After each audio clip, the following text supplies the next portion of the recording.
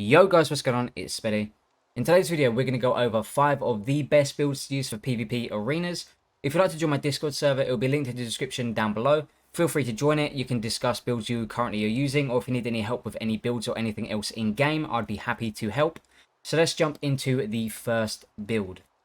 So the first build I'd like to go over is for the Blunderbuss and Ice Gauntlet. These two paired together are very useful, especially for single targeting and also clumped up targets. For the Blunderbuss, we're going to be running with Net Shot, Azov Shrapnel Blast, and Splitting Grenade. This build all around is very good, especially for the stacks of Fortify you can get, and even better if you're running with the armor perks you can get for the Blunderbuss. So for Azov Shrapnel Blast, you'll be running with Leeching Shrapnel Blast, so you'll deal some damage back as health. And also Splitting Grenade, you'll be running with a Plague Splitting Grenade, so you'll inflict disease, reducing all incoming healing on that target.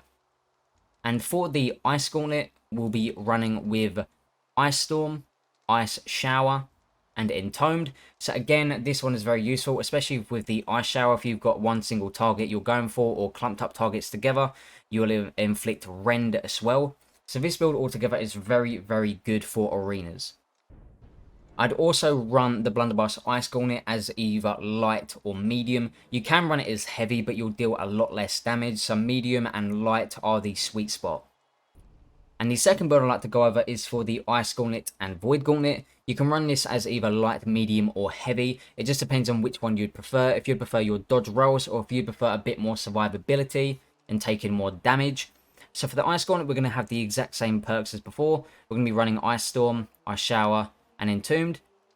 And for the Void Gauntlet, we're going to be running with pretty much the Annihilation side of a skill tree. We're going to be running with Petrifying Scream, Void Blade, and Oblivion. The only thing we're going to swap out is Efficient Harvest for Deadly Range.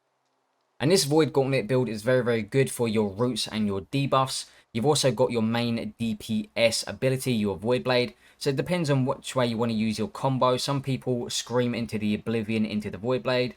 It just depends on what you prefer. But this build all around, the Void Gauntlet and Ice Gauntlet, are very good paired together. And the third build I'd like to talk about is for the Great Axe and Warhammer. And for this build, we're going to be using light. You can use medium, but I prefer running light for arenas for the dodge roll and the extra bit of damage using light armor.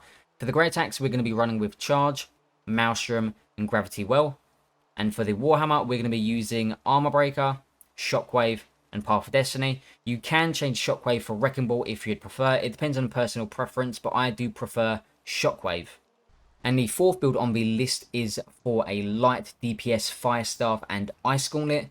Again, the Ice Gauntlet is coming in because it's one of the best weapons to use for arenas. And the Fire Staff, we're going to be using Fireball, Flamethrower, and Burnout. Obviously, Burnout for the quick escape.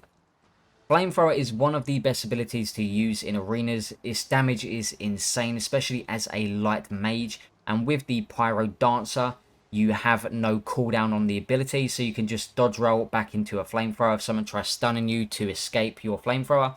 And obviously Fireball for the big damage that it does. And then we go to the Ice Gauntlet. Again, the exact same perks as before. Ice Storm, Ice Shower, and Entombed.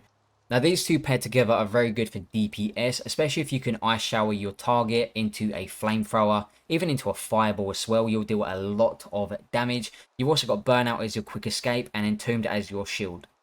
And the final build on the list is going to be a light bow and spear build. The bow is extremely useful early on in the rounds. If you manage to hit your shot on your target, maybe make them waste a health potion or a regen potion early on so your team can then push forward and get them low.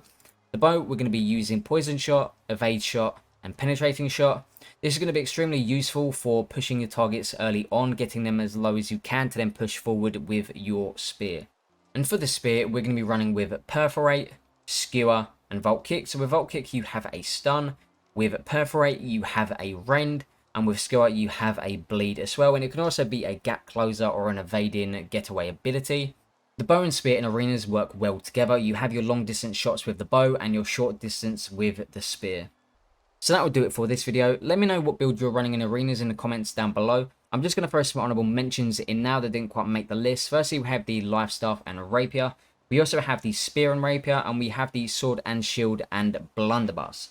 So if you enjoyed the video, don't forget to leave a like and subscribe to the channel. I would highly appreciate it. Thank you so much for watching, and as always, have an amazing day.